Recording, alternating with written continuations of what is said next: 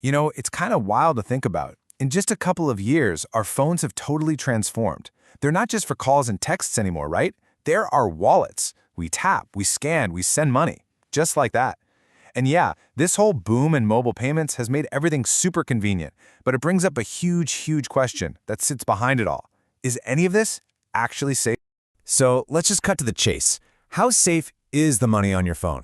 Seriously, it's something we probably should all be asking ourselves. So in this explainer, that's exactly what we're going to do. We're going to break down that constant tug-of-war between having things be super easy and keeping our money secure.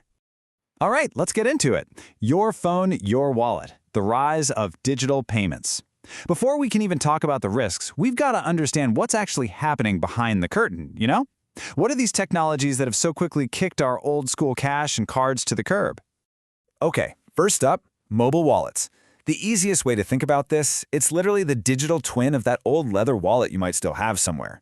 But instead of cramming physical plastic cards into it, the app just holds all that card information digitally. That way, you can just tap your phone at the store and boom, you've paid. Next, we've got UPI apps. And these are a whole different beast. See, they don't just hold your card details. Nope. They create a direct pipeline right into your bank accounts. This is what lets you shoot money back and forth with friends instantly, just using a simple ID.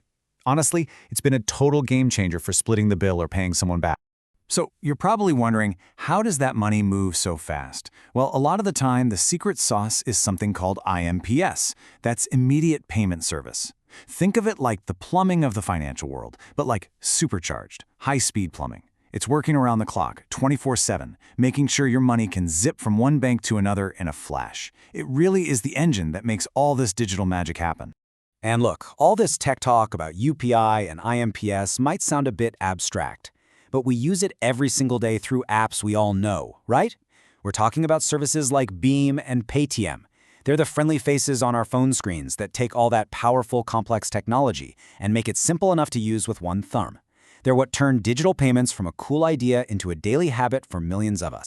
So it's pretty clear this stuff is powerful. Convenience comes with a cost. And, you know, the reason we all jumped on board so fast is, well, it's obvious. It just makes life easier. But, and there's always a but, isn't there?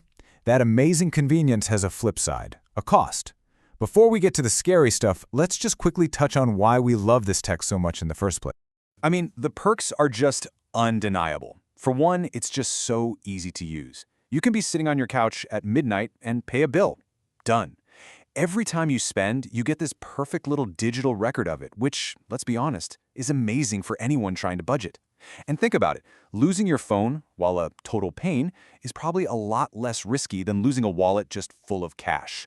As long as you've got your security set up right, of course. Okay, but here's where we turn the corner. That convenience we love so much, it kind of opens the door for a whole new world of digital headaches and dangers.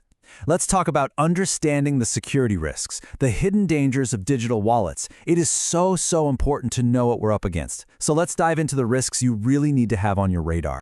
And the threats really come in all shapes and sizes. You've got straightforward data theft, where crooks just steal your personal info. And then there are hacker attacks, where they go after the big prize, the company's servers holding everyone's data.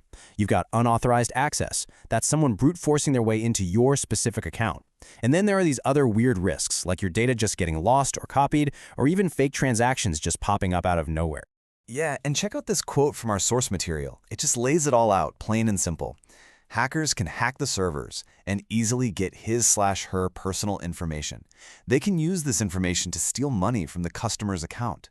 I mean, wow, it really shows you how scary and direct the line is from some hacker hitting a server miles away to your own bank account being empty.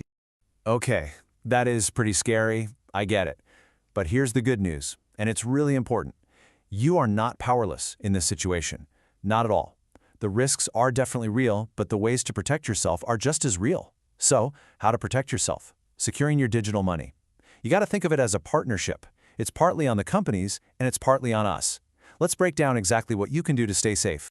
So, on the company side of things, they've got a whole defensive game plan. First, they use something called encryption. Basically, it's like they take your financial info and scramble it up into a secret code that's unreadable to anyone who shouldn't see it. Second, they're constantly pushing out software updates. Why? Because those updates are plugging up any new security holes that hackers find. And third, they make us use strong, complicated passwords because, well, it makes it a lot harder for someone to just guess their way into your account. But listen, what they do is only half the story. The other half is on you. So here's your personal security checklist. Number 1, please use two-factor authentication. That little code you get via text or an app, it's a lifesaver. It proves it's actually you. 2, change your passwords every now and then.